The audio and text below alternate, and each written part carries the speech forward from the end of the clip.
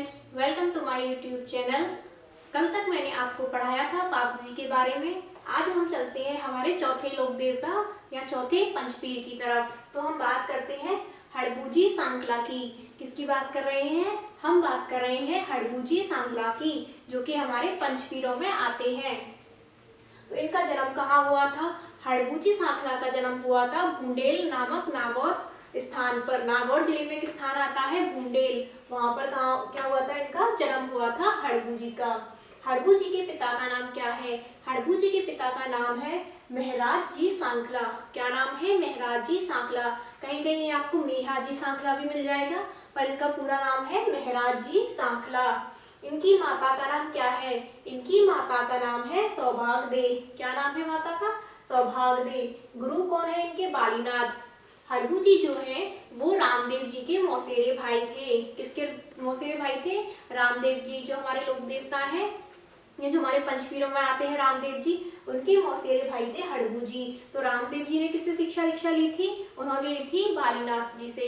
बालीनाथ जी जो कि मसूरिया पहाड़ी पर उनका मंदिर स्थित है, मसूरिया पहाड़ी पर रहते थे, उनसे रामदेव जी ने शिक्षा ली थी। तो रामदेव जी ने अपने मौसेरे भाई हड़बूजी को भी कहा कि भाई तुम भी उनसे शिक्षा दीक्षा लो। तो रामदेव जी और हड़बूजी दोनों के गुरु कौन है? बालीनाथ जी।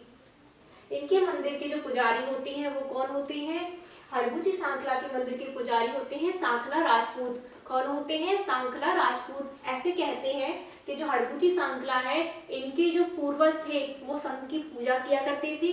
शंख की पूजा करने के कारण ही ये लोग सांकला कहलाए। इनका वाहन क्या है? हड़बूजी सांकला का वाहन है श्यार। क्या नाम है? श्यार। हड़बूजी सांकला के वाहन का नाम आपसे पूछा जाए तो क्या हो जाएगा? श्यार। इन्होंने तपस्या कहाँ की थी? हड़बूजी ने जो तपस्या की थी वो की थी उन्होंने चाकू गांव में। कहाँ पे की थी? चाकू गांव में। चाकू गांव कहाँ पड़ता है? जोधपुर में। और इनसे तपस्या करने के लिए किसने कहा था? बालीनाथ जी ने कहा था कि आप चाकू गांव में जाकर तपस्या करो। तो इन्होंने चाकू गांव में जाकर तपस्या की थी। बात करें इनके मंदिर की तो हड़बूजी सांकला का जो मंदिर है वो बेंगटी गांव फलौदी में है।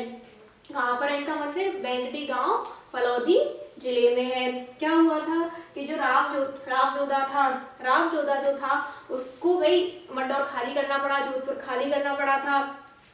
तो इन्होंने जब ये दर दर की ठोकरें खा रहे थे राव जोधा, तो इन्होंने हड़बूजी की प्रसिद्धि के बारे में सुना। तो ये हड़बूजी के पास आए, भाई मुझे ऐसे ऐसे ये चाहिए, मंडौर जीतना है, मारवाड़ पर अपना अधिकार करना है। तो जो हड़बूजी थे, हड़बूजी ने राव जोधा को मंडौर जीत का आशीर्वाद दिया था कि भाई तुम मंडौर जीतोगे, ये मेरा आशीर्वाद है, ये मैं तुम्हें कटार देता हूँ, तुम इस कटार से युद्ध करना, तुम मंडौर को जीत जाओगे। किसने दिया था? राव जोधा को दिया था हड़बूजी ने। तो राव जोधा ने उस कटार से युद्ध लड़ा और राव जोधा मंडौर जीत गया। मंडौर उस टाइम किसके अधिकार में आ गया था? महाराणा कुंभाके में। तो जो राव जोधा था वो मंडौर को जीत गया था। राव जोधा जब मंडौर को जीत गया तो वो बहुत खुश हुआ, हड़बूजी से प्रभावित हुआ। तो उसने हड़बूजी जो है हड़बूजी को 52 बीघा जमीन दान में दी थी। 52 बीघा जमीन को कहते हैं 52 जागीर या बावनी जागीर कहते हैं, वो दान में दी थी। उसी स्थान पर क्या बनाया था? बेंगटी गांव। उसी स्थान पर बावनी जागीर पर बेंगटी गांव बसाया गया था फलौदी में। और बेंगटी गांव में ही इनका मंदिर है। किसका? हड़बूजी सांकला का। हड़बूजी सांकला करते क्या थे? हड़बूजी सांकला के पास थी एक बैलगाड़ी। हड़बूजी सांकला की उस बैलगाड़ी का नाम था सिया। क्या नाम था उनकी बैलगाड़ी का? सिया। तो हड़बूजी जो थे वो अपनी बैलगाड़ी सिया पर जो पंगु गाय थी या जो लाचार गाय थी उनके लिए चारा या घास लेके आते थे, उनको चारा खिलाते थे। तो ये क्या करते थे? बेसिकली पंगु गायों की सेवा करते थे। जो हड़बूजी हैं वो पंगु गायों की सेवा करते थे। तो इनका वाहन क्या है? वैसे तो सियार है, लेकिन ये बैलगाड़ी पर जाते थे। इनकी बैलगाड़ी का नाम क्या है? सिया। तो इनका जो मंदिर का निर्माण है वो किसने करवाया था? मंदिर इनका बेंगटी गांव में है, बेंगटी गांव में रहते थे। उस मंदिर का निर्माण किसने करवाया था? अजीत सिंह ने। किसने करवाया था? अजीत सिंह ने।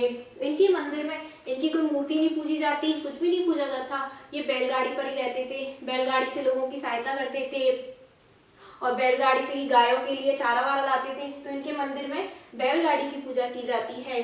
तो आपसे ये क्वेश्चन पूछा जा सकता है, एकमात्र ऐसे लोक देवता जिनके मंदिर में बैलगाड़ी की पूजा की जाती है वो कौन है? वो हो जाएंगे हमारे हड़बूजी सांकला। ठीक है, कौन हो जाएंगे? हड़बूजी सांकला।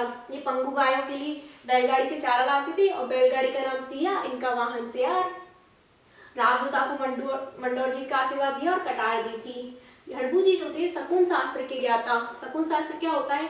जो लोग भविष्य की बातें बता देते हैं या भविष्य वक्ता जो होते हैं उन्हीं को कहते हैं शकुन शास्त्र के ज्ञाता। तो हड़बू जी जो थे वो शकुन शास्त्र या भविष्य वक्ता थे। इनका मेला कब लगता है? इनका मेला लगता है भाद्रपद की कृष्ण पक्ष की छठ को, यानी भाद्रपद कृष्ण षष्ठी को इनका मेला लगता है। हड़बू जी जो थे वो रामदेव जी के मौसेरे भाई थे। तो जब रामदेव जी ने समाधि ली, भाद्रपद शुक्ल एकादशी को किसने समाधि दी? राम जी ने। राम जी के फिक्स 8 दिन बाद इन्होंने समाधि ले ली थी कि भाई मेरे भाई नहीं रहे तो मैं क्या करूंगा। तो इन्होंने भी रामदेव जी के 8 दिन बाद समाधि ले ली थी।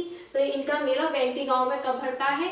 भाद्रपद कृष्ण छठ को, भाद्रपद की कृष्ण छठ को।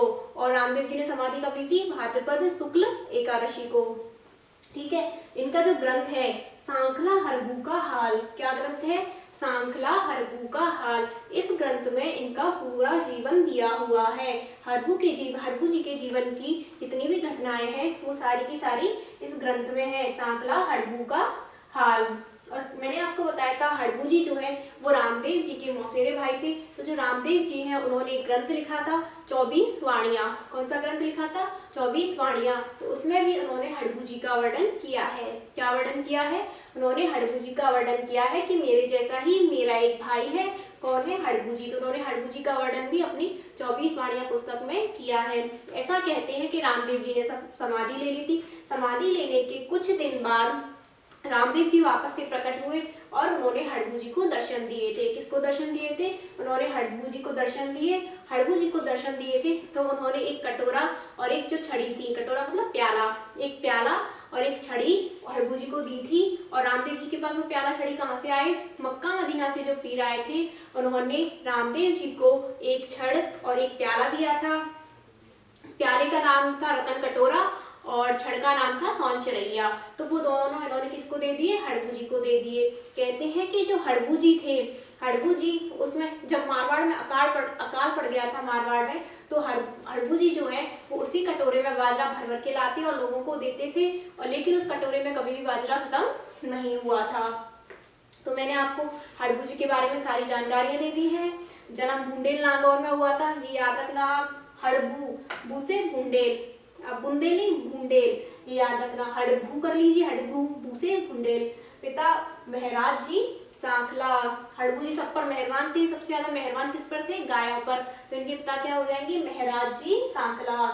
माता सौभाग्य दे। भाई ऐसा पुत्र पाकर तो कोई भी माता सौभाग्यवती हो जाएगी। ऐसा पुत्र जो सबकी सेवा कर रहा है, लोक कल्याण के लिए कार्य कर रहा है, तो ऐसा पुत्र प्राप्त करके तो हर माता सौभाग्यवती हो जाएगी। तो इनकी माता का नाम सौभाग्य दे और गायों पर मेहरबान थे, पिता का नाम महराज जी। गुरु बालीनाथ जी, भाई रामदेव जी के मौसेरे भाई, तो रामदेव जी और इनके दोनों के गुरु बालीनाथ। वाहन सियार। तपस्या इन्होंने कहाँ की थी? चाकू गांव में, जो कि जोधपुर में है। मंदिर बैंटी गांव फलौदी में। मंदिर का निर्माण अजीत सिंह ने करवाया था। मंदिर में बैलगाड़ी की पूजा की जाती है और ये पंगु गायों के लिए बैलगाड़ी से चारा लाते थे। और इनको रामदेव जी ने क्या दिया था? एक कटोरा दिया था जिसका नाम है रतन कटोरा। एक छड़ी दी थी जिसका नाम है सौंचरैया। रामजोधा को मंडोर जी का आशीर्वाद दिया था, कटार दी थी। शकुन शास्त्र के ज्ञाता, भविष्य वक्ता थे। और इनका मेला लगता है भाद्रपद की कृष्ण पक्ष की छठ को। भाद्र कृष्ण छठ को इनका मेला लगता है। इनका ग्रंथ है सांखला हरबू का हाल, उसमें इनके जीवन के बारे में बताया गया है। तो ये हमारे कंप्लीट हो गए हड़बू जी। अब नेक्स्ट वीडियो में हम फिर बात करेंगे अगले लोक देवता की। तब तक बने रहिए हमारे साथ। और अगर आपको मेरी वीडियो अच्छी लग रही हो तो मेरे चैनल को लाइक, शेयर और सब्सक्राइब कीजिए।